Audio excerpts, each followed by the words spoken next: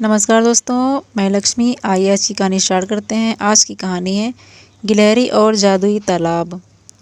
एक जंगल में एक बुलबुल नाम की एक गिलहरी रहती थी। वह बहुत चंचल और उछल कूद करती थी। कई बार जंगल के जानवर उसे समझाते थे कि इतनी उछल कूद और शरारत करना ठीक नहीं है, लेकिन वह नहीं मानती थी। उसे यह सब करने में मज़ा आता था। एक दिन बुलबुल एक पेड़ पर उछल कूद कर रही थी। तभी वहाँ भोलू भालू आया। बुलबुल कूदकर उसकी पीठ पर बैठ गई।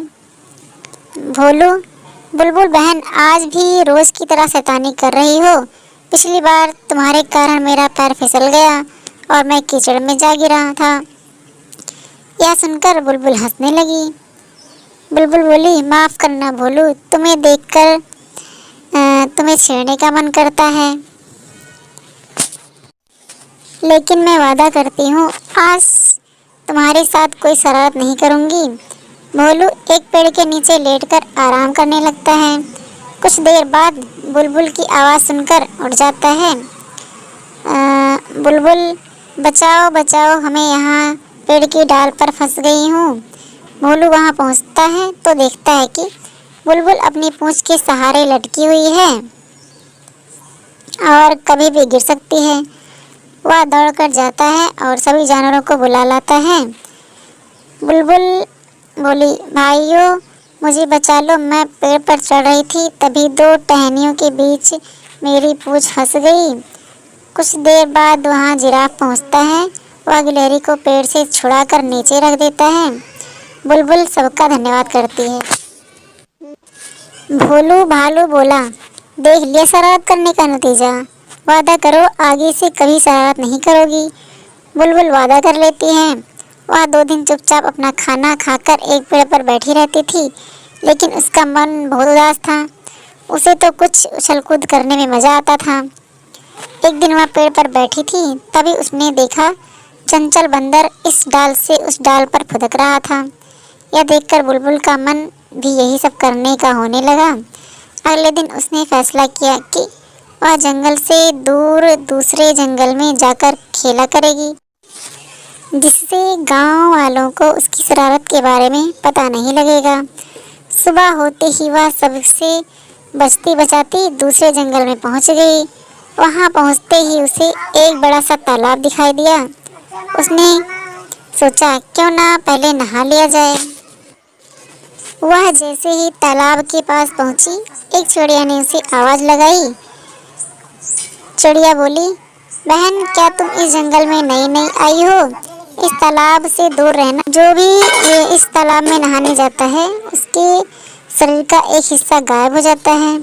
बुलबुल बोली, वाह, ऐसा हो सकता है? तुम झूठ मूठ में मुझे डरा रही हो।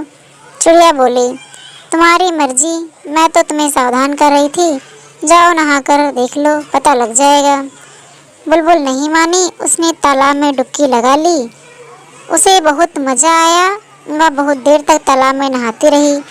जब वह तालाब से बाहर निकली तो चिड़िया उसे देखकर हंसने लगी।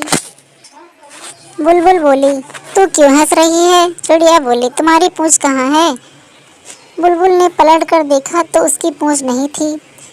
बिना पूँछ के वह बहुत बुरी लग रही थी। बुलबुल रोने लगी। वह तालाब के पास जाकर उससे अपनी पूँछ वापस मांगने लगी। सुबह से शाम होने लगी, लेकिन तालाब से पूँछ वापस नहीं मिली।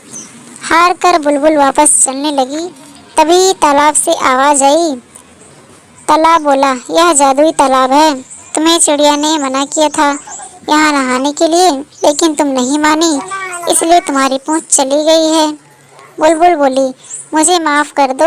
अब मैं कभी किसी से बिना पूछे उसकी कोई चीज़ इस्तेमाल नहीं करूँगी। तालाब बोला, अब तुम अपने जंगल में जाकर सब जानवरों से माफ़ी मांगो और आज से शरारत करना बंद कर दो। जंगल में सबकी मदद करो, फिर धीरे धीरे तुम्हारी पूँछ वापस आ जाएगी। बुलबुल जंगल में वापस आ जाती है।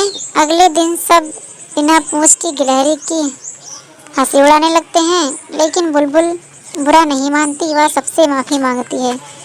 फिर वह सबकी मदद करने का वादा करती है।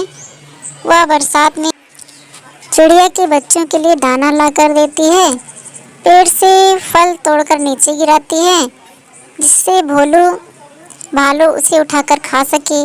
इसी तरह वह सब जानवरों की मदद करने लगती है, जिससे सब उससे दुआएं देते हैं। उनकी दुआओं से उसकी पूंछ धीरे धीरे वापस आ जाती है। यह देखकर गिलहरी बहुत खुश होती है। दोस्तों, इस कहानी से हमें यह सीख मिलती है कि बिना आज्ञा के किसी भी चीज़ का इस्तेमाल नहीं करना चाहिए।